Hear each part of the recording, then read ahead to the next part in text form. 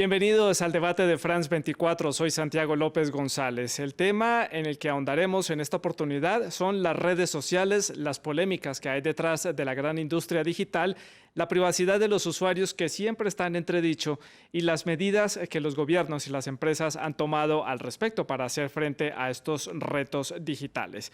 Para analizar este tema, damos la bienvenida a la doctora Joana Faliero. Ella es abogada especialista en protección de datos, derecho informático y también derecho empresarial y privado. Ella se encuentra en la ciudad de Buenos Aires, la capital argentina. Gracias, Joana, por estar con nosotros. Y también está con nosotros en el estudio de France 24 José Luis Peñarredonda. Él es periodista e investigador en cultura digital. Ha trabajado en la sección de tecnología de BBC. También fue editor de la revista Enter, que es una publicación colombiana, y también ha colaborado con investigaciones en el Digital Forensic Research Lab. Y también se une a esta conversación una cara muy conocida para ustedes, Andrea Amaya, periodista de la redacción de France 24. Ella es la encargada de nuestra sección Revista Digital. Ustedes ya la conocen. A todos les quiero dar las gracias por estar con nosotros y quiero comenzar por ponerlos en contexto a ustedes. Andrea, este año ha sido difícil para las compañías como Facebook. Esta red social se ha visto envuelta en diferentes escándalos que han dejado en entredicho la seguridad de los perfiles de los usuarios que hacen uso de esta red social, tanto para cosas personales como para sus negocios personales también. Y también vale la pena poner sobre la mesa el problema de las noticias falsas y las cadenas de desinformación, que las hemos visto en diferentes casos, en diferentes contextos a lo largo y ancho del planeta. Diferentes aspectos que ponen en riesgo la seguridad y la privacidad de las redes sociales. Andrea. Sí, Santiago, usted lo ha dicho. Bueno, el mundo digital ha traído muchos beneficios, también muchos cambios en la manera en que nos comunicamos, pero tantas cosas buenas también han traído otras que no lo son tanto. Antes de empezar a hablar sobre algunos de estos temas, vamos a ver un pequeño resumen sobre lo que ha pasado con Facebook y con otras redes sociales este año. La extracción de información personal de usuarios de Facebook por parte de la consultora inglesa Cambridge Analytica es el escándalo del año.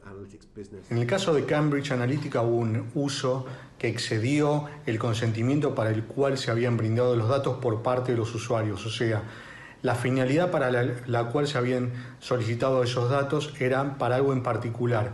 Y con el inconveniente que hubo con Cambridge Analytica, sin poder cuidar los datos personales de estas personas, se utilizó para situaciones que excedían el consentimiento que se le había brindado al inicio. O sea, solamente utilizarlo para dentro de la plataforma Facebook y no para terceras compañías.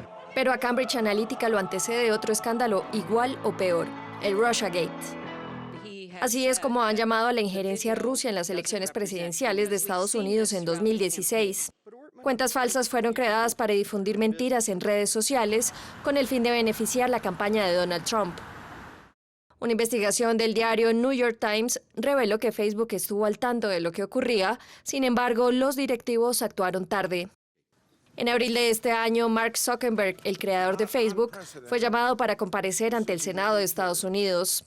En septiembre, Sheryl Sandberg, la directora de operaciones y número 2 de Facebook, testificó ante el Comité de Inteligencia del Senado estadounidense junto a Jack Dorsey, el director ejecutivo de Twitter, y en donde también se descubrieron cuentas falsas. El gran ausente fue el representante de Google. Es una realidad que estamos ahorita mismo en una discusión muy complicada de si las redes sociales están fortaleciendo los procesos democráticos, los procesos de deliberación, o si al contrario los están debilitando.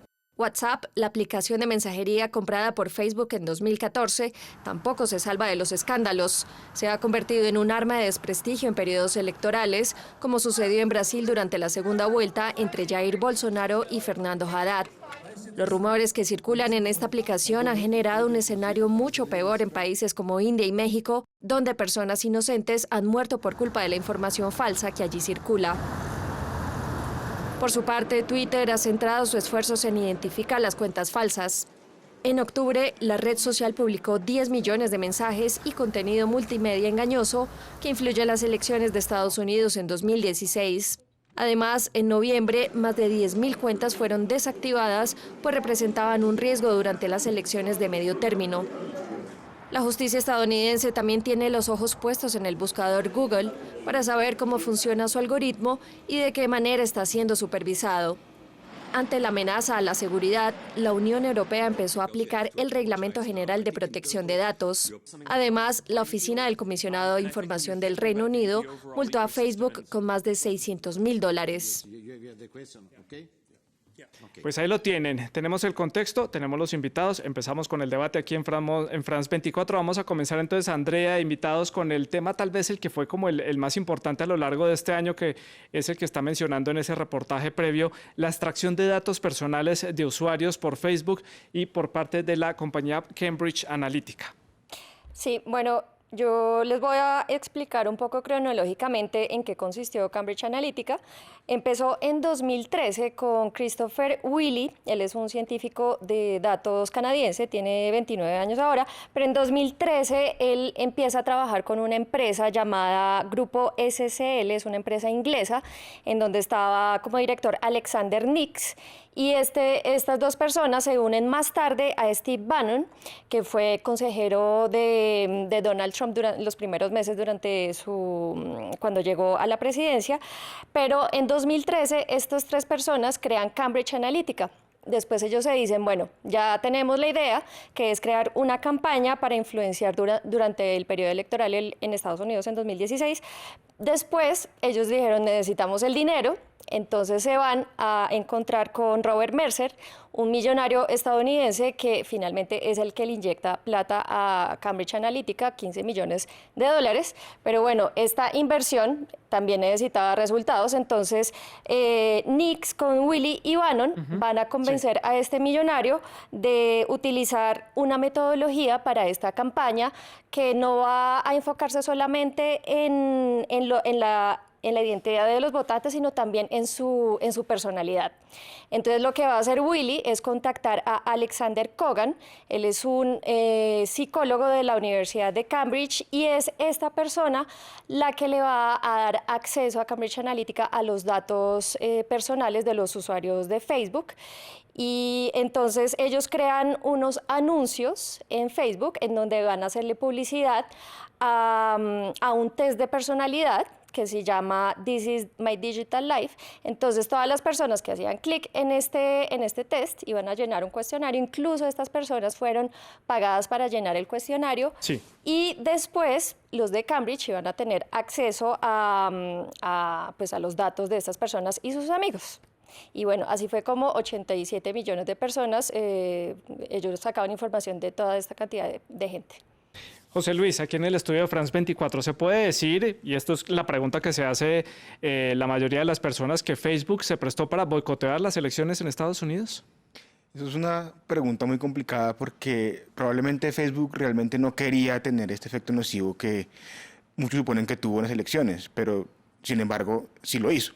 Y lo hizo porque la forma en la que funciona, la forma en la que está creado, por ejemplo, para vender publicidad, para hacer dinero realmente, sí, permite que ocurran cosas como las que contaba Andrea, que contaba, por ejemplo, que haya gente que está en la casa de todas las personas buscando maneras de utilizarlos, de aprovecharlos, tanto que hoy en día en el mundo es una industria normal. Joana, en la ciudad de Buenos Aires, usted que tiene más conocimiento de la parte legal, a la luz de la ley a nivel internacional, y en este caso la ley de Estados Unidos, estamos hablando de un delito lo que hizo Cambridge Analytica y Facebook con sus usuarios. Claramente ese tipo de prácticas que hoy en día son absolutamente abusivas por parte de la industria de procesamiento de datos, son prácticas contrarias a, diríamos, todas las regulaciones existentes actualmente vigentes en materia de protección de datos personales, por lo que podemos hablar, de la regulación de los Estados Unidos, así como la regulación local. Si uno piensa en GDPR, también es contraria a la misma. Acá el punto es que ese tipo de prácticas que justamente mencionaban anteriormente de no informar para qué se va a utilizar la información de esos titulares de los datos y a su vez utilizar un consentimiento de manera extralimitada o no utilizar de manera absoluta el consentimiento de esos titulares lleva a esta suerte de abusos que generan obviamente lesiones a esos titulares de los datos y a sus derechos de autodeterminación informativa. Por lo tanto, sí, es algo contrario y que se debe erradicar como una mala práctica del mercado que permite la abusividad en estos consentimientos y la abusividad en materia de poca transparencia informativa u obscuridad informativa para que estos titulares de los datos desconozcan qué sucede con ellos. José Luis, ¿cómo hacer para convencer a los usuarios para participar y quedar envueltos en este tipo de propagandas y llenar estos formularios y conocer todos los datos a través de estas compañías? ¿Influye mucho el ámbito socioeconómico? Hablo específicamente de la región de América Latina, donde usuarios de Facebook y de Twitter hay desde presidentes hasta personas de clases sociales, digámoslo, menos favorecidas. Sí, o sea, Latinoamérica es una región en la que las redes son muy populares, más que otras partes del mundo, y realmente no hay que hacer mucho, ellos tienen que esforzarse demasiado para conseguir esta cantidad de datos. Por una parte, no se puede negar que las redes sociales ofrecen un servicio que mucha gente valora mucho, reúnen familias, permiten que la gente se asocie de maneras que antes no podía y que dan valor a la vida de las personas, eso no se puede negar. Pegado a eso, pegado a esa utilidad, es que viene todo este tema de recolección de datos. La mayoría de los datos se recogen de maneras en las que la gente no percibe. Cuando usted está haciendo scroll en su Facebook, por ejemplo, o se detiene una parte, no se detiene, todos son pequeños datos que se van utilizando para luego entenderlo mejor a usted como usuario y venderle publicidad supuestamente más acorde a lo que usted se supone que es, ¿no? Pero realmente no hay que hacer un gran esfuerzo. No es que estas compañías, bueno, sí piensan todo el tiempo en cómo conseguir datos más y mejores para que la publicidad sea más efectiva, pero en términos de que tengan que convencer a los usuarios, realmente no ahí no es el esfuerzo es antes en el producto. Pues. Es un esfuerzo sencillo por parte de las compañías y nosotros caemos también muy inocentemente en ese juego, sin quererlo, simplemente también porque la sociedad nos está llevando a un mayor consumo de redes sociales también. No es que sea un esfuerzo, César, las compañías de verdad trabajan mucho para hacer productos muy, muy, muy atractivos y muy útiles para la vida de las personas, pero digamos que para uno realmente no es difícil dar datos. De hecho, es más difícil no darlos. Es más difícil cuidarse y cuidar la privacidad de la información. Hay que hacer cosas que uno normalmente no haría, pero digamos que sí, por defecto lo que pasa cuando uno usa las redes es que está dando toda su información. Joana, en la ciudad de Buenos Aires, la justicia está haciendo rendir cuentas a varios directivos de grandes empresas del Silicon Valley en el estado de California, pero ¿qué han hecho en concreto a nivel legislativo hasta ahora y qué más se podría hacer en términos legales? Claramente se ha hecho poco, de hecho, independientemente a estas citaciones que justamente mencionan, que realmente es un gran paso en materia de protección de datos personales, porque implica que hay un fuerte interés y el tema se ha colocado en la agenda pública. Uno de los temas es que esto no llega con frecuencia a la esfera judicial. No son temas porque mismo por la intangibilidad de las lesiones, ¿no?, que existen en materia de datos, no siempre esto termina judicializándose y de allí que muchas veces esto implica directamente una privación de la justicia en ciertos supuestos. Claramente a nivel, por ejemplo, local, lo que más llega son obviamente lesiones de índole moral por calumnias e injurias, y obviamente por esas acciones que uno denomina bajo el amparo del tema de derecho al olvido digital, que es supresión de datos, pero claramente mucho más se puede hacer desde el punto de vista judicial, desde el punto de vista administrativo, la aplicación de sanciones efectivas. Un ejemplo de ello es el sistema que plantea el GDPR con sanciones que son proporcionales a las ganancias y realmente sanciones pecuniarias de carácter disuasivo. Y por otra parte, además de las sanciones administrativas y el acceso de la justicia de los particulares, medidas activas desde el año cero, es decir, educación, capacitación de la población en términos generales y leyes que sean más estrictas en el sentido protectorio, porque hoy en día, en la era de datos, el derecho a la protección de los datos personales es un derecho humano fundamental. Joana, ¿qué tan efectivo ha sido el GDPR en estos casos legales? claramente fue muy efectivo. De hecho, parte, ¿no?, de toda la oleada que ha habido a nivel internacional y que mismo yo la he atestiguado como consultora internacional, en el sentido de que las empresas se han puesto en línea con el GDPR y la idea de el compliance normativo es importante, y esto muchas veces se ha alcanzado, ¿no?, de manera indirecta por estas sanciones pecuniarias disuasorias que les mencionaba con anterioridad. El hecho de imponer sanciones con montos que pueden llegar a arrojarte fuera del mercado hace que se tome conciencia tal vez con algo que anteriormente no se concientizaba, que era la inversión en la seguridad y la inversión en la protección de datos, y dejar de pensar tanto en la protección de datos como en la seguridad de los mismos como un gasto a nivel empresario. José Luis, en América Latina hemos tenido casos similares a lo que hemos visto en Estados Unidos, casos de manipulación de electores, de usuarios. Lo que con toda seguridad hemos visto es que los casos como el de Cambridge Analytica también han tenido ramificaciones en Latinoamérica. Cambridge Analytica también era una empresa que invertía en otras empresas que manipulaban datos. Una de esas empresas, por ejemplo, le vendía datos móviles, saldo, minutos, megas de internet a los usuarios en México y en Colombia a cambio de llenar unos pequeños quizzes. Esa empresa fue muy cuestionada cuando estudió este escándalo en este año.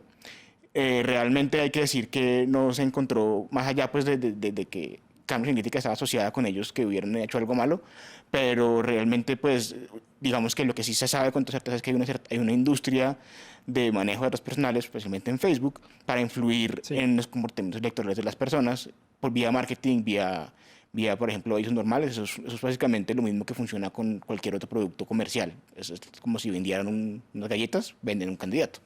La gran pregunta que surge y que queda sobre la mesa y que creo que será muy difícil responder es si la presidencia Donald Trump la logró haciendo uso de estas estrategias digitales para ganar sus votos. Creo que es una respuesta un poco complicada de encontrar. Sí, eso es muy difícil de saber porque saber las razones verdaderas por las que una persona tomó una decisión de voto es muy complicado. Una persona. Ahora multiplico por 40 millones. Exacto, eso. Hay indicios, hay estudios que se han hecho que dan indicios en un sentido o en otro, no hay como un consenso entre los expertos, pero realmente esa pregunta creo que la vamos a responder en largos años. Bueno, este es un tema que nos da para largo, pero tenemos que movernos en este programa con otros temas. Vamos a hablar ahora de las fake news, que es otro de los grandes problemas que ha habido a lo largo de este año. Andrea, usted nos va a contar algunos de esos casos graves de información falsa que han circulado en diferentes países a lo largo de este año. Sí, bueno, pues fueron 3 casos bastante graves porque hubo muertos al final. Uno de ellos fue en México. En agosto de este año, 2 personas que eran familiares fueron quemados vivos a raíz de un rumor que circuló en WhatsApp, y fue en el pueblo de Acatlán, en el estado mexicano de Puebla. Estas 2 personas habían sido en un momento acusadas por supuestamente haber participado en un delito menor. Cuando la policía se los lleva, la gente del pueblo se reúne, y es en ese preciso momento también que este rumor empieza a circular que dice que habían unos secuestradores de niños en este pueblo. Entonces la gente, claro, creyó que estos 2 eran los secuestradores. Después, cuando la policía los libera, finalmente el pueblo está convencido de que eran los secuestradores, compran gasolina, les echan la gasolina encima y los queman vivos. El otro caso que se replicó también en India, y fue por la misma situación, fue publicado en el portal de Global Voices. Y fueron 2 jóvenes indios que también fueron asesinados, fueron linchados. Eso ocurrió en junio de 2018. En India, más de 200 millones de personas utilizan WhatsApp. Y en este momento también circuló un video que mostraba una imagen de una persona que estaba en algún lugar secuestrando a un niño. Pero hay una segunda parte de este video, y es que era una campaña de concientización en Pakistán para precisamente tener cuidado con los niños en la calle, porque allá secuestran mucho. Entonces, este video después llegó a India, pero llegó editado. La segunda parte, que se muestra al hombre de la moto diciendo esto es una campaña de concientización, eso no se muestra en India. Y entonces allá la gente... Interpretado por los indios. Exactamente. Entonces allá creen que, claro, que hay un secuestrador de niños. Estos 2 hombres que vemos llegaron un día a un pueblo y la gente pensó que eran los secuestradores pues porque nadie los conocía, hablaban un dialecto diferente y bueno, finalmente pues los lincharon a ambos. Y el último caso que fue en Myanmar. En este país pues hay una grave situación con la comunidad musulmana rohingya, más de 700.000 de ellos han tenido que salir del país y el ejército de Myanmar hizo toda una campaña en redes sociales en contra de esta comunidad. Los mismos miembros del ejército publicaron falsas noticias en Facebook, en Twitter, diciendo que ellos eran unos violadores, mejor dicho, que eran lo peor. Se publicó luego un libro de 117 páginas en donde el ejército publicó unas fotografías y una investigación de la agencia Reuters descubrió que una de las fotografías estaba falsificada. De hecho, habían utilizado una tomada en 1996 durante el genocidio de Ruanda. La falsificaron diciendo que esos eran rohingyas que los habían invadido durante el periodo británico, durante la colonia. Y bueno, todo esto para hacer una campaña de difamación y pues de limpieza étnica también. Son solo uno de los ejemplos del alcance que ha tenido las redes sociales. Usted lo ha contado ampliamente, Andrea, a lo largo de este año en su sección de Revista Digital. Ha mostrado muchísimos casos de desinformación. Le hago la pregunta a mis dos invitados. Comienzo por Joana en la ciudad de Buenos Aires. Si nos enfocamos en el caso de América Latina, ¿cuáles son esas consecuencias de la desinformación en la opinión pública y de qué manera se afectan los derechos de los usuarios en las redes sociales? Voy más allá de los casos que hemos visto que han llegado hasta la violencia física e incluso hasta la muerte de las personas. Sí, claramente la temática de las fake news es algo que ya está instalado y que algo en lo que creo que debemos trabajar y empezar a revisar los paradigmas que teníamos al respecto, porque nosotros como integrantes de la región latinoamericana bien conocemos que por nuestra coyuntura sociohistórica nosotros valoramos y ponderamos por sobre todas las cosas la libertad de expresión, y en nuestro sistema la libertad de expresión se encuentra sujeto a estas responsabilidades ulteriores, ¿no? En las cuales, bueno, una vez que uno efectúa esa expresión, luego se responsabiliza por sus consecuencias a nivel judicial, si no cualquier acto previo es tenido como un acto de censura previa. Pero en materia de fake news lo que estamos hablando es que a través de las mismas hay una capacidad de afectación a la integridad psicofísica de las personas y también una capacidad de afectación a la integridad democrática, porque claramente a partir de ellas puede llegar a afectarse o bien la estabilidad o un sistema democrático per se, a través de los ejemplos que ustedes nos brindaban previamente. Entonces, las consecuencias a nivel derechos y a nivel humano pueden ser múltiples y nosotros tenemos que revisar estos paradigmas que veníamos manejando, porque en estos casos las plataformas y los intermediarios tienen que hacerse responsables de una vez por todas por aquello que sucede en sus entornos. No son meros intermediarios, creo que la palabra simbólicamente sirve y les ha servido históricamente para eximirse de manera crónica y sistemática de la responsabilidad que tienen en nuestra aldea digital, y que claramente cuando se insertan contenidos que son falsos, esto es lo mismo que vender mercadería apócrifa o falsa. Sí. En el caso también deben responsabilizarse. José Luis, opinión al respecto. Yo creo que el tema con los intermediarios es muy complicado porque, como bien dice nuestra invitada, el dilema de fondo es libertad de expresión. Entonces, por una parte, sí hay algo nuevo que traen a la mesa. Esto no es una discusión que podamos solucionar con categorías o con formas de pensar del pasado, porque lo que se disemina, o sea, lo que es nuevo en la mesa es la forma tan aguda de diseminar, tan rápida y tan imparable de diseminar información, no desinformación, que además encuentra como un sedimento, como un abono en muchas cosas que están mal en la creencia de las personas. Por ejemplo, xenofobia, por ejemplo, racismo, por ejemplo, falta de sentido crítico. Todo eso estaba ahí, y cuando le das a la gente una herramienta para difundir información tan rápido, lo que va a pasar muy probablemente, y lo que ha pasado en esos casos y en otros, es que al final del día pues pasan esas cosas, la gente muere, la gente la matan.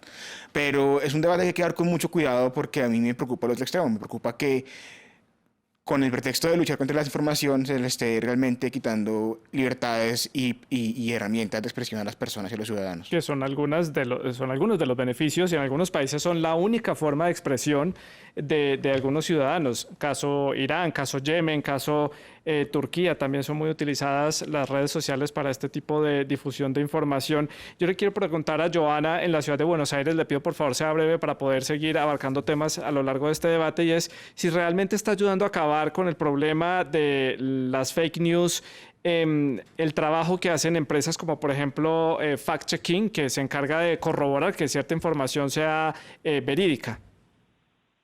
Sí, que la oferta, ¿no?, de otros servicios que sirvan para convalidar cuáles son, de cuáles no, es una manera, pero lo malo es que siempre estamos recurriendo a terceros cuando lo que ocurre de manera interna en una determinada plataforma debería ser contenido por el propio moderador de esa plataforma, ¿no? Sí. José Luis, hay una regla de oro que dice que mientras una imagen o alguna noticia tenga 10% de verdad y 90% mentira, ¿esto es una guerra psicológica lo que estamos hablando en redes sociales? Es al revés, es el... Sí, perdón, 10% verdad. Usted puede convencer a la gente de lo que sea si le cuenta el 90% de la verdad y el 10% de la mentira. Guerra psicológica es un término con demasiadas connotaciones y puede estar ocurriendo en algunos casos, en otros simplemente hay algo más sencillo y es que alguien quiere ganar una elección y busca maneras de manipular a las audiencias y a los ciudadanos para eso. Pero realmente aquí pasa de todo. Digamos que hay muchos intereses cruzados, hay desde grandes gobiernos y grandes instituciones intentando, hay sí una guerra psicológica sí, que otros, y también hay personas simplemente que hacen bromas o lo que sea. Y de nuevo, yo creo que esos casos, esto realmente a la hora de sentarse a legislar sobre esto hay que hacerlo con muchísimo, muchísimo cuidado. Eso nos lleva a nuestro tercer tema y es la relación que tiene las redes sociales, digamos WhatsApp en este caso, con la política, el alcance que han tenido también en ese sentido en varias elecciones presidenciales y en periodos presidenciales. Le hago la pregunta también a mis dos invitados. En Brasil hubo una polémica hace pocos meses durante la elección del presidente Jair Bolsonaro porque una empresa privada supuestamente hizo contrato con algunas de las campañas para difundir información a través de WhatsApp, información falsa, difundir fotos y generar información a lo largo de la campaña. Esto se convirtió entonces en un arma necesaria para los candidatos para poder implementar en sus campañas, Joana. Lamentablemente, la respuesta a tu pregunta sería sí, y lo triste es que esto se permita. O sea, creo que parte del balance sería, en vez de dar por hecho una realidad que es nefasta, comenzar a moderarla y regular la ilicitud de la misma y obviamente penalizar a aquellos que recurran a esta tipología de recursos que no hacen otra cosa que seguir lesionando nuestro sistema democrático que a nosotros tanto nos ha costado estabilizar y conseguir. José Luis, en el caso de Colombia. En Colombia también, desafortunadamente, se presenta que todos los candidatos, la gran mayoría de ellos, en muchos niveles, usan esta clase de herramientas. Yo fui parte de un equipo de investigación con el Centro de Estudio de Linterna Verde, en el que nos pusimos precisamente a entender de dónde vienen estas cadenas políticas de WhatsApp. Y, para sorpresa de nadie, la respuesta es que vienen de los políticos y se mueven a través de las personas que están más comprometidas en política, que son las que, digamos, las bajan a los grupos en WhatsApp de sus familias o de sus amigos. Entonces, eso por un lado, pero también hay algo bueno en todo eso. Estoy de acuerdo con nuestra invitada en que si es verdad que probablemente toque hacer cosas más intrépidas para parar esto. Uno no puede pensar que eso es un libre mercado y ya de información, porque en realidad está muy copado por la desinformación, eso no es saludable. Pero por otro lado, sí es importante comenzar a entender mejor estos fenómenos para ver en qué lugares es que uno puede comenzar a intervenir. Pero, Joana, ¿a quién descargarle esta responsabilidad sobre la regulación de este tipo de uso de las redes sociales en las campañas? Porque los mismos gobiernos necesitan las redes sociales para difundir su información y hasta para manipular a sus habitantes. Ciertamente las redes sociales son parte hoy en día de los medios masivos de comunicación con los cuales disponemos y sería una verdadera pena que a partir de prácticas absolutamente desviadas y de tinte prácticamente que uno podría decir ilícito, se vean directamente privadas del rol que tienen y de los beneficios sociales. Lamentablemente esto es algo que sucede con muchas de las nuevas tecnologías en las cuales nosotros tal vez estigmatizamos una nueva tecnología que por su disruptividad y utilidad social puede ser absolutamente beneficiosa y lamentablemente por algunos usos desviados de carácter notorio se termina opacando toda esa potencialidad que albergan. Así que sería bueno claramente que las regulaciones se ocupen de esta área también y que hagan lo suyo, ¿no? Bueno, este debate, como la red, está todo conectado y esto nos lleva a otro tema importante que llama mucho la atención y le preocupa mucho a los usuarios, y es el tema de la privacidad de la información que tienen en línea, la información de los datos personales que dan allí. Le pregunto a Johanna, ¿ha servido estos cambios en los términos y en las condiciones que empresas como Google han implementado? ¿Quieren dar más claridad, haciendo más entendibles, usando los términos jurídicos para que la persona tenga claro en qué se está metiendo, cuáles son las reglas del juego y qué tanto puede o no puede tener en línea? Sí, creo que los avances se dieron en varias aristas y creo que aún falta mucho por delante y por seguir aplicando y profundizando la protección en estos sentidos. La claridad informativa no logra muchas veces alcanzar aquello que ese consentimiento informado necesita, porque muchas veces hay una disociación entre aquello que nos dice la empresa y aquello que verdaderamente termina efectivizando. Es decir, si nos preguntamos nosotros, para nosotros, ¿qué es publicidad? Y le preguntamos, por ejemplo, a este ejemplo que ustedes traían a colación, a Facebook, ¿qué es publicidad para ellos? El concepto que tiene uno y el otro van a ser muy diversos. Por lo tanto, tal vez la simplificación de los términos de esos consentimientos no siempre lleva a la verdadera transparencia subyacente, ¿no? que sirve para la igualdad de las partes y poder negociar en base a la libertad en serio de elección y autonomía de la voluntad de los mismos. Y una de las cosas que quiero notar es respecto de uno de los cambios que se propuso en Europa, que nosotros probablemente nos estemos alineando en nuestra reforma legislativa al respecto, que es la temática del privacy by design y privacy by default, la idea de que esa privacidad esté embebida en el diseño de las aplicaciones y a su vez sea la primera elección u opción dada por la aplicación antes de la publicidad de estos datos. Creo que de ese modo uno podría empezar a proteger a esos usuarios, ¿no? José Luis, 50 segundos para llegar a las conclusiones. ¿Estos nuevos términos de confidencialidad han sido suficientes? Yo añadiría que, bueno, ha habido avances, pero añadiría que todavía falta mucha cultura digital entre los usuarios. La gente no sabe cómo funcionan estas cosas, la gente todavía no entiende por qué esto es gratis. Entonces yo creo que aparte de todo el esfuerzo legislativo y legal que es muy necesario, también creo que es importante que los medios, la gente que trabaja, por ejemplo, en el periodismo de medios, comience a explicar en realidad cómo es que funciona Internet y cómo es que todo esto que todos disfrutamos y está maravilloso para mucha gente, tiene pues unos costos que tenemos que tener claros. Una suerte de educación cibernética, saber cómo se manejan las redes sociales y los beneficios de Internet. Johanna, estamos llegando al final del programa. Quiero que nos deje con una conclusión sobre lo que nos deja el 2018 y qué podemos estar esperando para el 2019 en el ámbito de las redes sociales, de la ciberseguridad y sobre todo los derechos de los ciudadanos. Bien, como resumen, el 2018 ha sido muy, muy agitado en materia de protección y de privacidad de datos. Espero que las lecciones que nos ha dejado respecto de estas prácticas abusivas que nosotros tenemos que erradicar en el mercado y en lo que es en la industria del tratamiento de los datos, nos enseñe para el 2019 enfrentarlo con un norte basado en la protección y en la privacidad de los datos y en la autodeterminación informativa de esos titulares a los cuales obviamente tenemos que preservar en su calidad y en la protección que ellos merecen. Así que bueno, espero que el 2019 sea un año de lecciones aprendidas y de aplicar nuevos paradigmas tales como los que ha planteado el GDPR y lo que se pueden plantear en futuras regulaciones que se encuentran en vías de reforma. Y José Luis, aquí en el estudio de France 24, sus conclusiones del 2018 y qué podemos estar esperando para el siguiente año. Yo creo que este año, 2018, fue el año en el que perdimos la inocencia en estos temas. Yo creo que ya este es el año en el que la gente afortunadamente comenzó a ver todo esto con sospecha, todo este mundo digital, más allá como de un mundo maravilloso y gratuito, a ver qué hay detrás de eso.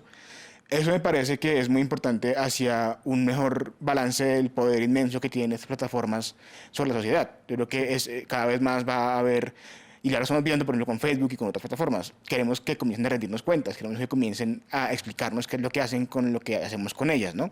Entonces creo que en 2019 eso se va a profundizar más. Yo creo que en 2019 el debate va a ser mucho más álgido en términos de qué es lo que va a pasar con esto, cuál es el poder, cuál es el contrapoder. Yo creo que va a haber mucha presión para que haya regulación internacional, más regulación internacional sobre Facebook, sobre Google, y va a ser muy interesante verlo, ¿no?